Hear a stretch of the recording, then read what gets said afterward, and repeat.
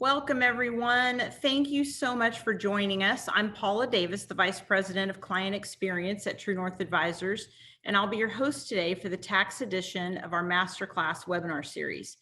Attendees, we cannot see or hear you, but you are able to ask questions using the Q&A feature, and you have the option to submit questions anonymously if you prefer. We're going to be covering Q&A throughout the presentation, so you can submit your questions at any time.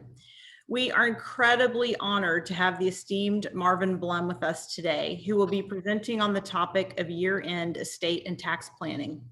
Marvin is a CPA and a board-certified attorney in estate planning and probate law, and a fellow of the American College of Trust and Estate Counsel. Marvin established the Blum Firm over 40 years ago, and today they have offices in Fort Worth, Dallas, Austin, and Houston. The Blum Firm specializes in estate planning and probate, asset protection planning, planning for closely held businesses, tax planning, tax controversy, and charitable planning. They also boast the largest group of estate planning attorneys in the state of Texas. Marvin is known for creating customized, cutting-edge estate plans for high and ultra-high net worth families. Several of his clients have a net worth exceeding $1 billion.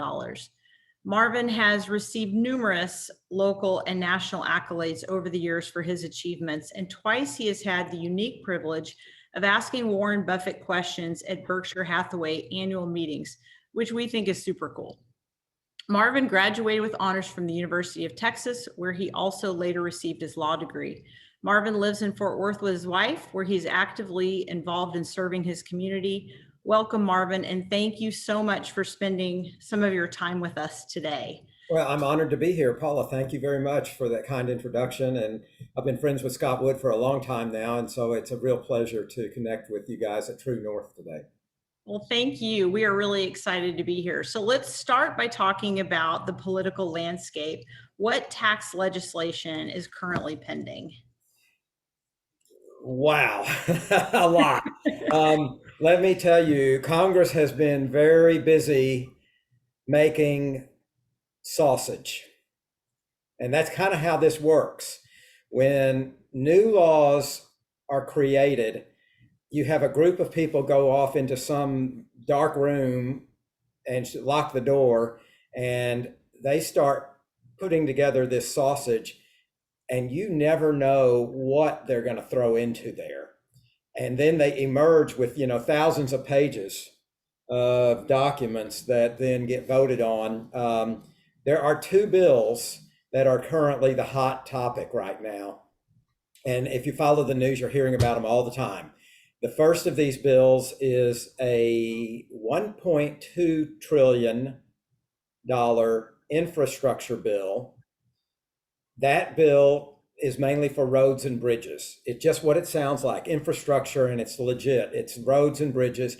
And that bill, frankly, does not have any bad stuff in it for tax planning. It is not funded by tax increases, really. And so, by and large, if that passes, it doesn't really change anything in the tax world. That bill has already passed the Senate. It was passed in August. And of course, they sent it over to the House with the hope that the House would then take it up for vote and pass it, and then we'd have that one behind us. Well, of course, the House is stalling on that because there's a civil war going on inside the Democratic Party. And I'm not telling, this is not partisan stuff. Please don't send a chat emails to me saying, we don't like your politics. I'm just giving you facts, okay? This is just Absolutely. facts. If you listen to any news outlet, I think they've corroborated that. So yeah, these are the facts, that there is this civil war in the Democratic Party between the Progressive Caucus and the moderate Democrats. And they're really fighting a battle there. And the Progressive Caucus is saying, we're not going to give you that infrastructure bill unless we know for sure we're also going to get the second bill. Mm-hmm. And if we don't get the second bill, then we're not passing anything. So we're kind of stalled on that first one, even though, as I said, if that would pass the House, we'd have that one behind us. That would go to President Biden. He could sign it and he could get a big win on that one. The second bill is the more controversial one. The second bill is called Build Back Better. Mm-hmm. It goes by other names too. It's really it started off, this is kind of interesting, it started off being called an infrastructure bill because they thought it would sell better if they called it infrastructure, but it was really never infrastructure the way we think of it. It is social infrastructure, okay? Then they began to get more honest about this and they labeled it social safety net. But this is for, pre-K childcare and free community college and expanding Medicare and climate provisions, a lot of climate stuff. That's what this one is. So Build Back Better, the original version of that was three and a half trillion. Okay. Now that's already controversial because Bernie Sanders wanted it to be 6 trillion. Okay. There are people who wanted it to be way, way, way bigger. But they drafted it at 3.5 trillion. And they knew that this bill, unlike the other one, does have all the tax law changes in it. So this is the hot one because all the tax provisions are in this one. So if this bill passes, now we have all the new tax changes. This bill, the Democrats realized that they would never get this one passed if they had to go the traditional route, which requires 60 senators to vote in favor of it. So instead, they squeezed it into this budget reconciliation bill. And these are the gimmicks that, that the Republicans and the Democrats both play these games. They put it into this reconciliation bill because by doing it that way, it can pass with only 50 Democratic senators voting in favor, plus our vice president as the tiebreaker. And therefore, this could become law without a single Republican senator voting for it. And so the Senate, of course, has not taken this one up yet. The House has not voted on it yet because they're still making sausage. And they're trying to come up with a compromise that will get all 50 Democratic senators to agree to vote for it. Well, the two holdouts. Manchin and Sinema. Manchin Sinema. And I've heard them called Manchinema and I've heard them called Cinemanchin because they're really right now in popular culture sort of the two big, they're getting all the attention these days. And they're trying to figure out a compromise that Manchin and Sinema can both agree to vote yes on, and they are having a devil of a time coming up with that. And so it's delaying everything. So right now they've altered it from 3.5 trillion to 1.75 trillion. But let me tell you, the world has really been upside down, just turned, it's like we're all going crazy these days because in mid-September, the House Ways and Means Committee revealed the tax provisions in the Build Back Better bill. And we were all taken aback by what was in it. And we discovered that they wanted to do things like cut the estate tax exemption in half right away. Instead of waiting 4 more years like it's destined to do, we have an estate tax exemption right now. It's $11.7 million per person. Mm-hmm. And they wanted to cut that in half. And they wanted to cut it in half as of January 1, 2022. I mean, in like 2 months from now. So that was one thing that was in there as a surprise. A bigger surprise to people in my field, they wanted to basically empty out my toolbox. They were going to take away almost all of the best tools we use to help clients with their tax planning. And that gave us a lot of heartache. We love a technique called grantor trust. They were killing grantor trust. So these things became revealed. And so I'm just saying that people woke up to reality that Congress has figured out these things are out there. And these things are now under a spotlight. And people began to feel a great sense of urgency to do planning before this law passes, because the way that it was worded, if you complete your planning before the law passes, you're grandfathered. But once the law passes, the window shuts, the door slams, you can't do it anymore. So you're under the gun to try to get it done before the law passes. And what is the likelihood that a scaled down version of the social spending bill, as you mentioned, I think originally it was called human infrastructure, and then it kind of digressed into social spending. But what do you think the likelihood is that it would pass at 1.75 trillion? I'm pretty nervous about it, to be honest with you. I really am. I know that many people are holding out the hope that nothing passes, especially after Tuesday's results in Virginia, and in where they elected a Republican governor, in New Jersey where they almost elected a Republican governor. And I'm thinking, wow, shouldn't this be a wake up call to the moderate Democrats that, hey guys, you're out of step with the public here. Don't pass this kind of stuff. But the thing is, we still have 50 Democratic senators. And there are some things that Manchin and Sinema are in agreement on, along with the rest of the Democrats. And if they could ever come up with a scaled back version that Manchin can vote yes and Sinema can vote yes, I think we're going to get something. And I'm still very nervous about that. So I say the wake up call is to us in the planning community to not take chances on this, because you're playing dangerous here. If you say, oh, I'm not going to do my planning because I just don't believe this thing's going to pass, something could pass. And you're going to wake up, you could wake up one day with regret that you didn't do any planning. That's right. Why risk it? Why risk it? So assuming that it does pass, in order to understand what the impact would be, help us first understand the planning world that we're in now. Yeah, because that's really important, because the planning world we're in now may be a closing window of opportunity. This is what you can do now and what you might not be able to do down the road. And what we're in now, I call the golden age of estate planning. I didn't coin that. One of my law partners, John Hunter, actually started calling that, and I picked up on it. We are in the golden age, and we've been in the golden age for like 30 years. Because for like 30 years now, we have figured out how to do some things. And remarkably, Congress has not shut any of this stuff down. And this is the first time we're getting this close. So what is this stuff that we're talking about? Why do I call the golden age? Well, first is this double exemption.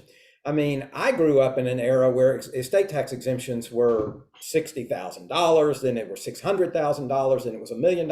And now all of a sudden we have $11.7 million estate tax exemption, but it's only for 4 more years, but we still have it. That's huge. We get to do what I call squeeze planning, which is playing games with valuation discounts.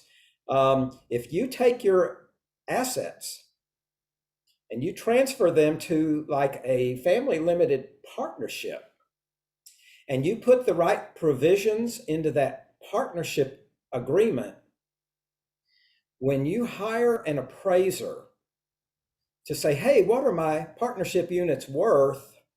He'll say, well, you put 100 into that partnership, and I'm writing up a report that says your partnership units are worth 65. And you're thinking, well, hey, you mean 35% of my value disappeared? And they say, you bet, because of valuation discounts for lack of control and lack of marketability. And we've been doing that for about 30 years. And if you dot your I's and you cross your T's, you get away with that. And they're wanting to shut that down. Interest rates. Let's talk about interest rates, because some of the planning tools we use work better when interest rates are low. And here we are in this remarkable interval with historically low interest rates. And then I want to talk about some planning tools that we use that are what I call squeeze and freeze tools. Right. The golden age is golden because you can do planning right now where you really have your cake and eat it too. You can move your assets into pockets, certain types of trusts. We'll talk more about it, but you can move them into certain types of trusts that get them out of your estate. And yet you can do it in a way where you continue to benefit from them you can still be in control, and you can retain flexibility. I mean, this stuff is pretty magical, and we're getting away with that now. And it works if you dot your I's and cross your T's, but they're on to us now, and they want to shut us down. So there's really no downside in getting it done before these pending laws would be enforced. I mean, even if some of them didn't pass or they didn't pass for a while longer, there's no downside, it seems, to doing it now. You're exactly right, Paula. And that's part of my soapbox that I'm standing up on. I'm a short fellow, so I have to stand high up on a box to be heard. And I scream this from the rooftops. If you do this planning, you will not have any regret. I have never had a client, hundreds and hundreds of clients who've done this type of stuff. I've never had one come to me and say, I wish I hadn't done it. Right. Or I wish I had waited. They are happy. They are patting themselves on the back because they are heroes now to their family that they have done this planning. And the reason that they are not having any remorse over doing this planning is because after doing the planning, they still are in control of their picture. They still have access to assets. They still have flexibility. If you do it the right way, they have no regret at all. But don't mess around here, because look, Congress has made it very clear that they are very aware of these tools now, and they have drafted the language to get rid of it. We have never come this close, but that's where we are now. They have it all drafted up, and all you need is the right recipe of Democratic senators and Democratic House members and a Democratic White House, and this stuff goes away. Wow. So what would you recommend that people do now in anticipation of these new laws? Yeah, I think the first thing is the use it or lose it planning. Use it or lose it. Let's talk about that. We have an estate tax exemption of 11.7 million. The plan is to cut that in half. We're either going to see that happen soon, or we're going to see it happen in 4 years, because the way that the Trump Tax Act was worded, that exemption doubling had a sunset date, right, where it went back in half. I call that Cinderella, okay? Because at the stroke of midnight, December 31, 2025, 4 years from now, the coach turns back into a pumpkin. Congress doesn't have to do anything. It can just do nothing, and that will automatically happen. So you have already been warned that this exemption is going to cut in half. So the first thing I'd say is lock in that exemption, that extra exemption. So do some planning to use the $11.7 million exemption now while we've got it. And if you do, you'll be grandfathered and locked in. And when they later either cut it beforehand or they let it sunset in 4 years, you'll have benefited from the full exemption. How do you do that? I do it through squeeze and freeze planning. Squeeze and freeze. Let's talk about squeeze and freeze. Okay, I mentioned squeeze before. Package up your assets, put them into a family limited partnership, an FLP. Get that appraiser to write you up the report to turn that 100 into 65. So that's about generally the kinds of discounts we're seeing, 35%. That's the first step. Squeeze them down, because you're going to get more bang for the buck if you can squeeze them down. The next step is to freeze it.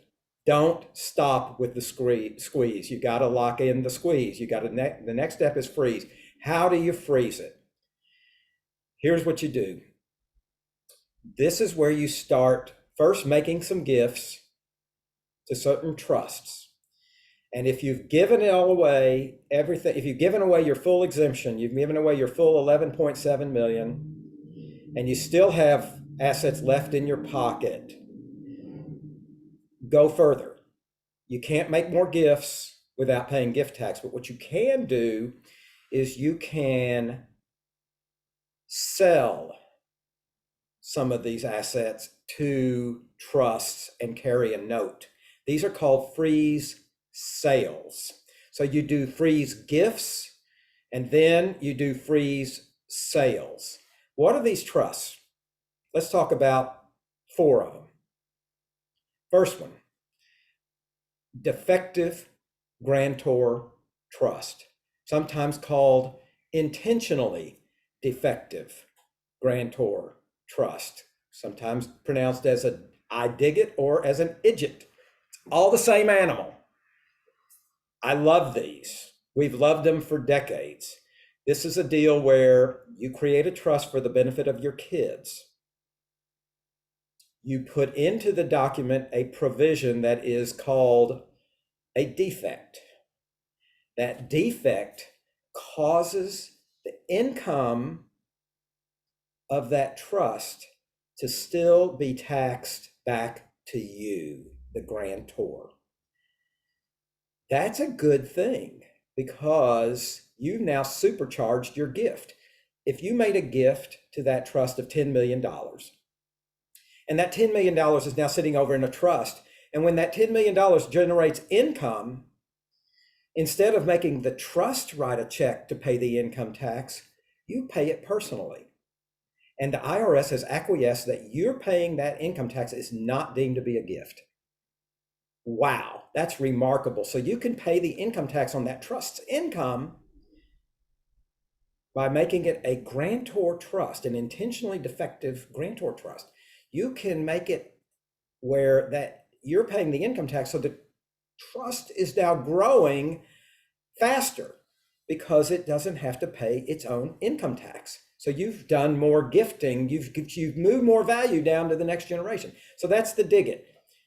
The second one is the slap. A limit on how much you could sell or Well, here's what you do. First, you make the gift, and if you've got your full exemption available, you can give the full 11.7. If a husband and wife are doing this together, they can gift up to say 23.4 million. If they put their assets into a partnership and they make a gift of those, they could probably get about $35 million worth of assets into a partnership that would be appraised at about 23 million after valuation discount. So they probably moved about 35 million of value out just by that. wow. Gift. Now, if they still got more money, let's say you're dealing with $100 million net worth person, and they said, okay, well, I've still got 65 million of wealth in my pocket. Well, what they can do now is put that 65 into the family limited partnership also, and take the partnership units that you got for that and sell them to that trust. And the IRS respects these sales as long as the trust had a large enough seed gift, a large enough equity to support the sale. And the general rule is that as long as the equity in the trust is at least 10 to 20% of the size of the sale, Okay. then you're okay. So if you had 10 million in trust, you could probably sell 100 million to it or 65 million to it, and you'd probably be fine. So you can do a very hefty sale. What do you do if you've got well more than that? And you say, okay, Marvin, you've hit the wall now. You can't, you've done all the gifting and all the selling that I can do. Then you could do a grantor retained annuity trust. Now, the new law wanted to kill those too. They have now issued a new framework that says we're going to get to keep these grantor trusts for now, and we're going to get to keep the grats for now. So I'm hopeful we still have these tools, but a grat works different. It doesn't require a certain size seed gift. You're putting assets into a trust, and the trust is going to pay you back an annuity for a period of time, however long you create it for, but you got to outlive it. If you do a 5-year grat, for it to work, you got to live 5 years. If you do a 10-year grat, you got to live 10 years. If you die before it's over, then you didn't work. But if you put it into a grat, the grat pays you back a certain amount. But if your return on your investments exceeds the IRS rate, if you do better than about 2% return, there will be money left in the grat at the end of the term, and that value can pass down to the next generation with no estate or gift tax. So we have been successful transferring hundreds of millions of dollars, even billions of dollars of wealth for clients through the use of grats. My favorite ones that lately though are the slats, SLAT. And the reason is that the techniques I have just described to you require you to part with value. You have to actually spill value down to G2, generation 2. Slats, on the other hand, let you keep the value, all those assets available for the benefit of G1. And that's very, very important to most people. So slats, what are slats? That's SLAT, spousal, lifetime, access, trust. And let's just run through an example. Let's say you've got a couple, and let's say that we decide we want to get $22 million out of their estate. They're prepared to do that. They're willing, they want to salvage their doubled exemption, and they say, let's make some big gifts. So they take 22 million. Now, if they were doing it the best way, they'd put that 22 million into a family limited partnership. And I'd say, hey, put some more in there because I can get you, let's put 35 million in there because I can get that value down at about 22 million, okay? Yeah. And we'll be dealing now with 22 million of partnership units. That's even sexier, okay? But let's take this couple that's willing to part with $22 million of assets, whether it's partnership units or whether it's hard assets, whatever. Here's what we do. Husband, they probably own these as community property. They say they're Texans. They first enter into a partition agreement where they say, we're going to now agree that 22 million is owned half by husband as his separate property and half by wife as her separate property. So we have now 11 million husband separate, 11 million wife separate. Now we create the slats. Husband creates a slat. That's a spousal lifetime access trust. He creates a slat for the benefit of his wife. And he makes a gift of 11 million of his assets to that slat. So after he's done that, he doesn't own those assets anymore. They're out of his name and they're parked over there in a trust for the benefit of his wife. Wife does the same thing. She creates a slat for the benefit of her husband. And she makes a gift of 11 million to that slat. So she no longer owns it. They're parked over in a trust for the benefit of husband. Now look at their picture. They don't own that 22 million anymore. It's out of their name. That 22 million is sitting over there in two trusts. One trust benefiting husband, the other trust benefiting wife. Why is this more popular? Well, it's because husband can then continue to have access to these assets for the benefit, for his benefit, and wife can have access to her slat for her benefit. So you didn't have to give it to the kids yet. When they die, it goes on down to the kids. It can spill down into trust for the kids, but while they're alive, they still benefit. Now, very important point. These two slats have to be different. You cannot make them mirror image, or if you do, you flunk the reciprocal trust doctrine. And you don't want to flunk that, because if you do, this tool didn't work. It's back in your estate. So here's the deal. You make these two trusts different enough to where the world for these two people looks substantially different than it did on the day before they did the slats. And we have ways of doing that. Our favorite way to do it is to have some time between the two slats. And we haven't had the luxury of that lately. We've been having to do them close together in time because of the time frame we've been under here under the gun. But we put other differences into the slats. And we make them different enough, but the husband and wife still love their slats. They don't have heartburn over these differences because they still are substantially very happy with these slats, even though we make them different. And so, but at the end of the day now, this 22 million is sitting over in the slats. And let's say the 22 million grows to 50 million. It's all out of your estate. No matter how big it grows, you've moved it out of your estate. And but you still have access. Now there is an important point. When the first spouse dies, the surviving spouse only has access to one slat, that one that benefited that spouse. The decedent's spouse's slat spills down to benefit the kids. And we do some planning around that. For example, we recommend maybe what you do is have each slat take out a life insurance policy on the other spouse. Let's say wife is nervous that husband could die and leave her with now only 11 million rather than 22 million, okay? She's only gonna have access to one slat. So her slat buys a 10 or 11, say her slat buys an $11 million life insurance policy on husband. Her slat is the owner and the beneficiary of this policy. When husband dies, her slat collects $11 million of proceeds. So now wife's slat is the original assets that were in it plus this new 11 million of life insurance. And she says, I'm comfortable. I've got enough for my security now. So that if husband's slat over there of 11 million went down to the kids at that point, she's good because Right. she still feels she has enough. So we do a lot of that right now. Now, what about if the couple divorces and And, how? and that's a really easy solution there, because what happens then is the husband walks away with his slat and the wife walks away with her slat. You've got their property settlement already done. Right. It's Probably easy. simpler. It's easy. And God forbid they do, but if they do, they each walk away with their own slat. And you cannot undo it. You leave it alone, but they each have half the assets. And that's most likely what would have happened anyway. Right. Sure. Sure. So slats, I mean, when I look at my work list here and what's on my list to do and what have I been doing for the last 6 months or so, more than anything else, it's been slats. We've just been turning them out by the hundreds.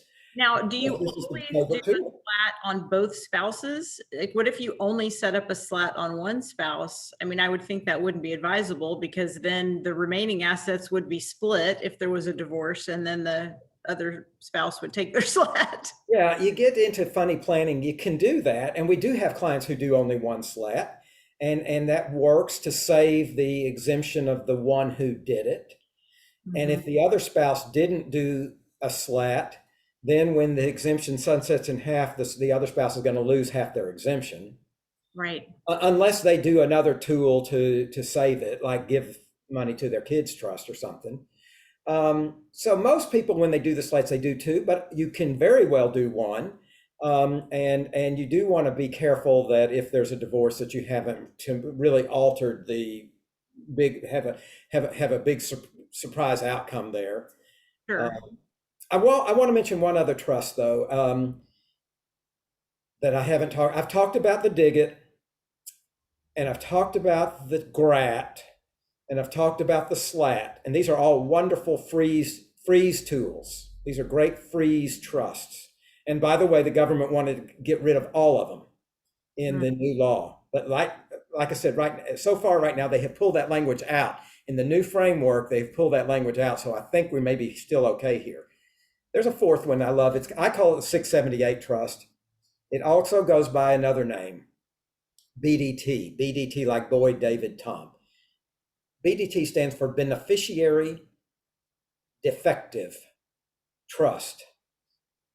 And that's a great freeze tool also. And some people end up using it along with slats or digits. It's very common to combine them. I've done that in my own plan. I have some of all of this in my own. I'm a cobbler who kind of has to look after my own shoes. I've done all this stuff, so I can speak wholeheartedly about it. Here's how the 678 trust works. This is a trust that you get created by some third party who loves you. In my case, I went to my mom. I have a mom, Elsie, who's age 90 and going strong, thank God. And she's very smart. She's on top of everything. But I went to her a few years ago and I said, will you help me create a trust in my estate plan so that when I die, there will be less estate tax and more will then pass down to your grandchildren who you adore more than anybody on earth. And she was all over that. Yes, I love the sound of that. She said, what do I need to do? I said, I need you to create a trust and I need you to sign a check making a gift to the trust. She got nervous, but we were sitting at her breakfast table, but she pulled out her checkbook, literally pulled out her checkbook and a pen. Okay, honey, tell me how much. And I said, $5,000. And she breathed this big sigh of relief. And she looked at me and she said, oh, Marvin, honey, I thought you were going to ask for $1 million. At which point I thought, I have screwed up. I should have asked for $1 million, but I didn't. I asked for because what you need to seed this trust is a gift of $5,000. So you go to somebody like your mom, Elsie, and you say, sign this document as the trustor, creating this trust for the benefit of Marvin. Okay, so Elsie creates a trust for the benefit of Marvin and Marvin's family, and Elsie makes a gift of $5,000 to the trust. Importantly, Elsie's not a beneficiary of this trust. This trust is for the benefit of her son and his family. That's so you go recruit somebody who loves you, who will create this kind of a trust for you. Now, what do? You put your assets into an FLP, you package them up, and you sell your FLP units to the 678 trust, and you carry a note. So Marvin took 100, put it into an FLP, sold them to this trust, got back a note for 65. But my assets are now over in the 678 trust out of my estate. But this trust is for the benefit of Marvin and Marvin's family. What is still in my estate? That note receivable from selling it to the trust. I still have that note for 65 in my estate. So it's not perfect. I still have 65 in my estate, but I have frozen it at 65. If those 100 now grow to 200, that's out of my estate. The 65 is still, that's in my estate, is frozen. And then here's what so that squeeze, then I freeze, and now a third I burn. Squeeze, freeze, burn. Let's talk about the burn. I'm going to burn down that note. That 65 that's still in my estate, I'm going to burn it down over time, because we've engineered this thing to whenever that 678 trust has taxable income, it's falling back onto my 1040. Marvin has to pay that income tax. And you think, oh, that's a yucky thing. No, that's a really good thing. Because when I need money to pay my income tax, let's say I need 10 to pay income tax, I holler over to the trust over there, to the 678 trust, and say, send me 10. And they pay down 10 on that note. Now my note's down to 55.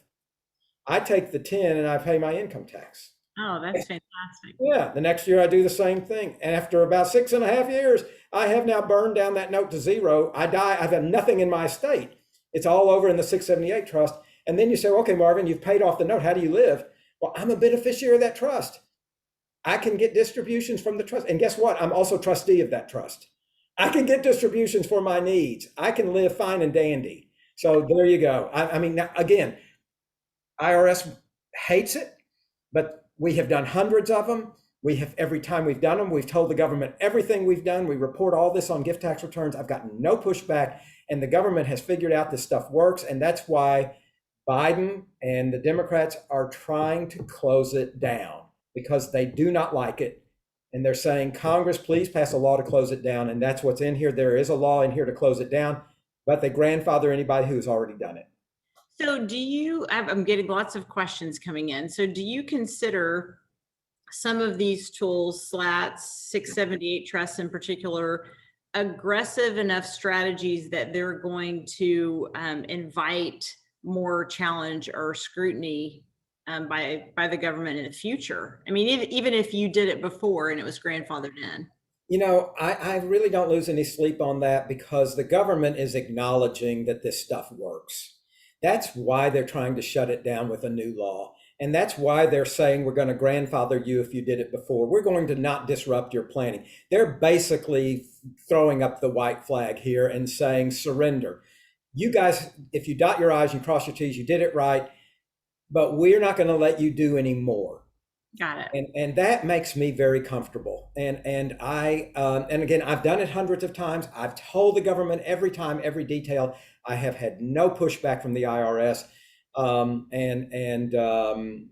we don't hide. We have nothing to hide. Everything I'm describing is solidly supported by the Internal Revenue Code, and I can go through the provisions and tell you exactly how it's supported. But you're in good shape. And we tell the government everything that we're done on gift tax returns, and that starts the running of a 3-year statute of limitations.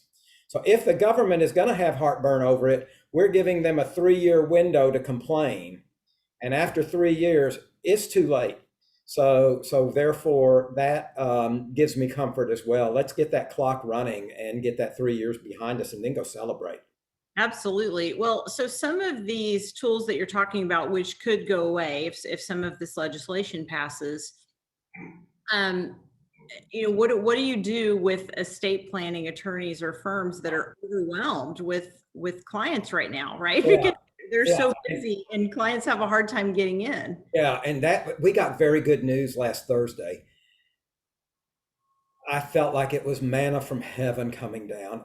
Thursday, Thursday morning, I got this communication that the House had released a new framework, or maybe anyway, the government released a new framework for Build Back Better. And in the new framework, they took out these bad provisions that I've been talking about. It's not in there now. And these things don't really raise a lot of revenue.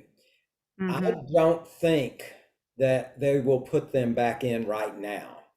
I think we're going to be okay this year getting past, even if they pass Build Back Better, it looks like it will not kill the stuff we've been talking about. So Good. I am comfortable telling people that based on the way the law reads today and this proposed law reads now, we can do this planning into 2022. And so, whereas before last Thursday, we were just desperate to get work out the door before this law passes, I no longer feel that crunch. And I think we can take on the work now because I was turning away work and we had no choice. We don't have to turn it away anymore. I feel like we can take it on and we can methodically do it carefully and we can go on into 2022 with it based on the way the law is reading now. And I think we're going to be fine.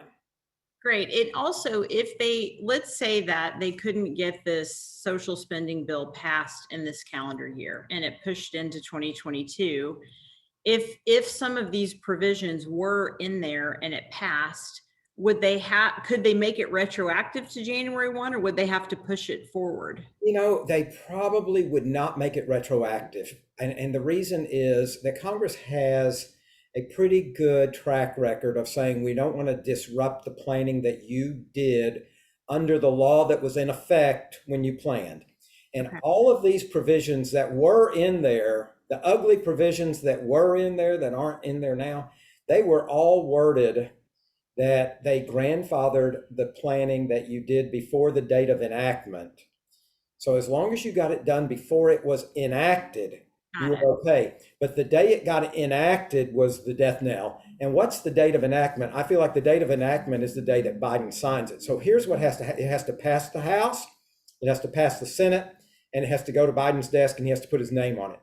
That's date of enactment. So as long as you do it before that date, I think you're fine. So if they were to pull this off in 2022, but it's like middle of the year, I think anything you did up until then would still be fine. Based on history. I mean, they rarely do retroactive tax increases here. I have a couple more questions here on slats. One is, can you briefly describe how to make the two slats different and how much time there should be between the setup of each? I know you talked about that a little bit, but can you give? I will. On the amount of time between them, the more the better. I mean, I'd love to do one in 2022, do one in 2021, do the next in 2022. I'd love to have 6 months between them. On the differences, let's say for husbands, let's say that for the slat you create for the benefit of the wife, you name the wife as the trustee. But the slat it's created for the benefit of the husband, let's put a co-trustee in there with him. Okay. So at least on one of the slats, somebody's got a co-trustee, or you can put co-trustees on both. But I like it a lot if there's a co-trustee on at least one of those slats. Right. So that would be an example of how they're different then. Another way we do it is through what's called special powers of appointment. This is a really cool tool. I mean, it's one of our favorite things to put into trust is to give the beneficiary of the trust a power to decide where they want these assets to go when they die. They can appoint them however they like and within certain limitations. Well, we design these so that you can give it away among a class of people. Well, we design them differently. So we're going to have one version of a special power of appointment in the husbands. We're going to have a different version of a special power appointment in the wives. That's a very common way to make them different. Okay. Okay, fantastic. If a slat wasn't going to work, this says, will that more likely be discovered when the IRS is reviewing the 709 or years down the road when the IRS is reviewing that same grantor 706? Yeah, unfortunately, I'm afraid you won't know until you die. If the slat fails, it probably is not going to be determined until death of the slat beneficiary and or creator. And so I think you got to go pretty careful with this slat creation. And I don't generally put all the eggs in one basket. I mean, if you're a mega sized estate, I'd say, let's use the slat for part of it. Let's use a defective grantor trust for part of it. Let's do a 678 trust for part of it. So if one of them fails, the other two maybe won't. Sure, sure. If someone had created a slat already and they weren't confident in how it was maybe set up, or they had some questions and wanted someone to confirm for them whether it looked like it was set up correctly, is that something that? Yeah, I'd say go get a second opinion on it. Yeah. Just bring it to another law firm and say, read these and see what you think. Is there a way to cure it? We have to look at the document. Sometimes we can. Sometimes we can do things like create a new one and merge the old one into the new one, and the new one has better terms. I mean, sometimes there's ways to fix it. Okay. So there are, yeah, we can get creative on that. So if someone is currently in the process of establishing a slat and they don't have 6 months left, if they wanted to do one in 2021 and then another one in 2022, would you just push them both to 2022, or would you move forward and tell them to both do it now? I've been going forward with it. I mean, I'd go ahead and do them both now, or do them both in 2022. Reality is, if they're walking in the door today, they're probably going to have to do them in 2022. I don't know any lawyer in my world who has capacity anymore. We're all right. we're just drowning. We're really literally drowning. But I've given up on having much time between them. I think if you have to do them both in the same year, do them both in the same year, but make them different enough other ways. Let's just look for other ways to make them different, and we can go pretty far down the path in making them look different. Great. And it does sound like there could be a little more time to get that accomplished if this doesn't pass right now. Yeah, I'm glad we're having this call today and not a week ago. Yes. I mean, it's a very different conversation today. Every other one of these I've done, I've been doing a ton of these. Every other one of these I've done sounded much more panicky. I'm feeling way better. I'm not sweating today. I love that. If a family did not have enough, like say that their net worth is 20 million, so they don't have enough to be able to really benefit from the full exemption, is a slat still a good option? Oh, yeah, they're a dream candidate for it, really, because what they can do is they can create two slats and they can move everything they've got into the slats, and now they are home free. They have nothing in their name, and everything they own is out of their estate. And when they die, it's all in the slats. Now, here's the problem: is some of their assets are in IRAs or retirement plans. That's tricky because you can't move an IRA into a slat without accelerating the income tax. So if they wanted to do that and say, I really don't want to owe a penny of estate tax, they would have to bite the bullet and take the money, the assets out of the IRA, and go ahead and pay the income tax on their IRA. And some people are doing that, including Elsie. My 90-year-old Elsie mom is doing that because she plans to live long enough for the sunset date to happen. And she doesn't want her son to have to pay any estate tax.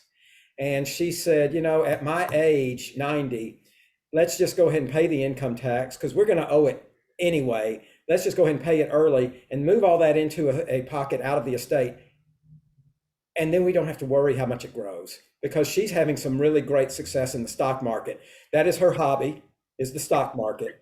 And so she sits and she watches it all day, and it entertains her. And she wants to keep doing this and doubling this estate. She intends for it to be much larger by the time she dies, God willing. And her advisor said, but you're 90 years old. This doesn't make sense for a 90-year-old. And she said, they don't know who I am. Right. So what about tools for an individual who isn't married, right? If they can't do this. There are fewer, but there are some. And what Elsie's doing is the dig it. Okay, and it's a little trickier, but Elsie's creating a dig it for the benefit of Marvin. Okay, and she's moving her wealth into that digit with a provisions in there that a third party can make distributions out of the trust for her if she needs money, or she can borrow money from it if she needs money. It's not as easy, but we can get there. Great. It does require some trust. I mean, it requires an Elsie who trusts Marvin. Okay, that's what's a little trickier. Sure, Thank absolutely. God she trusts me. I mean, thank God. That's fantastic. So are there any key items in the proposed new law that we haven't covered? Anything that you would highlight that we should be paying attention to, Yeah, whether or out? just this morning, I got an email from my son Adam, who kind of follows all this stuff even better than I do. And Adam says to me, last week they pulled all the bad IRA provisions out of the law, and this morning he said yesterday they released a new version of it, and it's back in. I said, oh, please. Okay, so there's some they're attacking the mega IRA, and you can thank Mitt Romney and Peter Thiel for this, because they became such public figures for these mega IRAs, and the IRS hates mega IRAs. So they've put these provisions in for mega IRAs to basically say once your IRA is above 10 million, they're going to do all kind of bad stuff to you. But they have, it looks to me, I looked at it this morning when I got to work, and it looks like the effective date of it is now not till 2029 maybe. So they're not putting into effect as early, but they're hating on mega IRAs. They're hating on corporations. They're trying to put a 15% minimum tax in effect. They're giving the IRS another $400 billion to improve enforcement. Doesn't that make you happy? They're going to have a kind and gentle IRA who's got $400 billion extra money now to come after tax cheats. Well, they need to do that. They need to do that. You know, I'm all about the IRS should go after tax cheats.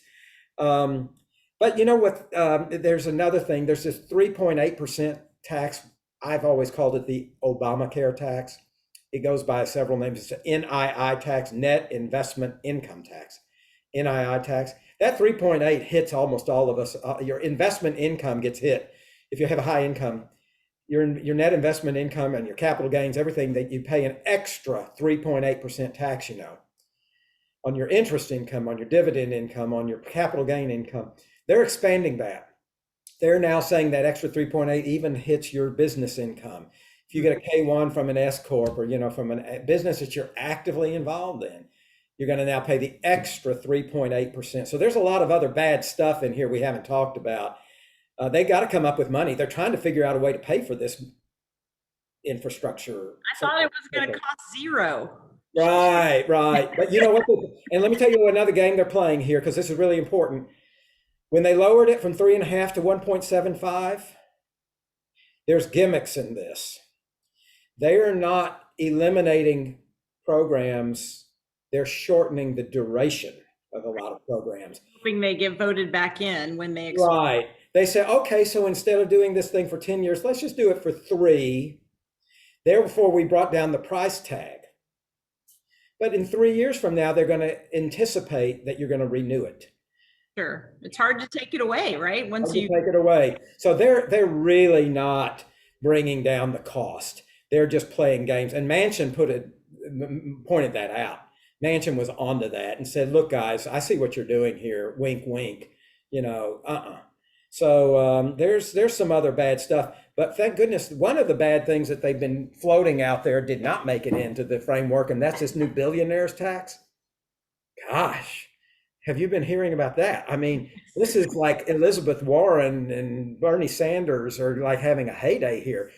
They want every billionaire, which also would include anybody who has income of $100 million for 3 years in a row, to every year have to look at the appreciation in their assets, the unrealized appreciation in their assets, and to write a check to the government to pay income tax on the unrealized appreciation. They want to treat unrealized appreciation as an income event. And that thing almost worked its way in. I mean, Cinema even approved it. So I worry that that kind of thing could come back. We're hearing about that way too much. And but imagine the difficulty of every year trying to value all your assets, including your illiquid ones. Well, one thing I had seen online, I've seen some of your videos online that are really fantastic for anyone out there who just wants to Google different topics. But one was that the importance of doing kind of a dry run of your estate plan, which I thought was so wise. Thank you. Yeah, I got, I'm be honest with you, how I came to that was a few years ago. I had a 65-year-old brother who died of pancreatic cancer out of the blue. I mean, you're supposed to have a lot of warning. Right. He got diagnosed and then he died 2 weeks later. And he had no symptoms really up until the very end. It was insane. And you know what happened is within the first few weeks, you're going through stuff and you're thinking, oh gosh, is that how he had that account titled? Hmm. Uh, I wish I'd known that. I would have changed the way he had that. Oh, is that the beneficiary designation he filled out? Oh, he did that without telling me. Well, based on that, thank you, Irwin. I said, why don't we do a fire drill? Remember in school when they would ring the bell and you'd go pretend there was a fire? Let's just do it, because it only took me a week to find all that out.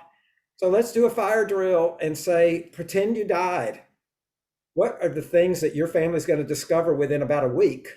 Right. They're going to say, And can they get access to the things that they need? Do they know where the documents are and where the logins are? and the passwords. Yeah, they don't. And so I'm a big fan of the red file. It's like put together a flash drive or a notebook that tells your family all the stuff they need to know that's not in their will. The will doesn't tell you what you own. And Right. it doesn't tell you any passwords. I mean, there's a lot of stuff your family needs to know, not Yeah, in the I document. saw on your website that there is that a link to that red file checklist, which I Yeah. think is a great resource for any of our clients And to. if you all see something that I've missed in there, shoot me an email, tell me about it. I'm constantly adding to it. So if anybody goes and link onto our website and they click on there and they say, "Hey Marvin, you ought to add whatever," I'm all about it. You let me know. Oh, fantastic. Well, I think that's such a great idea. And you're right. It's we live every day like we have tomorrow and we don't know when we don't. So Right. we need better to be prepared. So Yeah, isn't it the truth? And if nothing else today in this webinar, I hope that people will get enough nervous to say, I need to go do something because we're all good at pushing this stuff under the rug yes. and nobody wants to deal with it. So, just should be a really good wake up call. This legislation should be, if nothing else, a wake up call to all of us.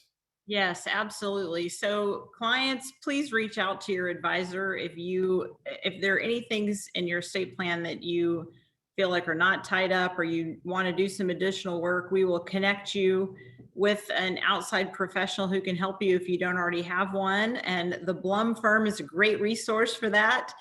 And they do have fantastic information on their website that I would encourage you to reference if you have questions about things as well. But bring anything to us. That's what your advisor is here for, to discuss with you. Marvin, this is so helpful and so interesting. I could easily just talk to you for another hour, but I know we're out of time.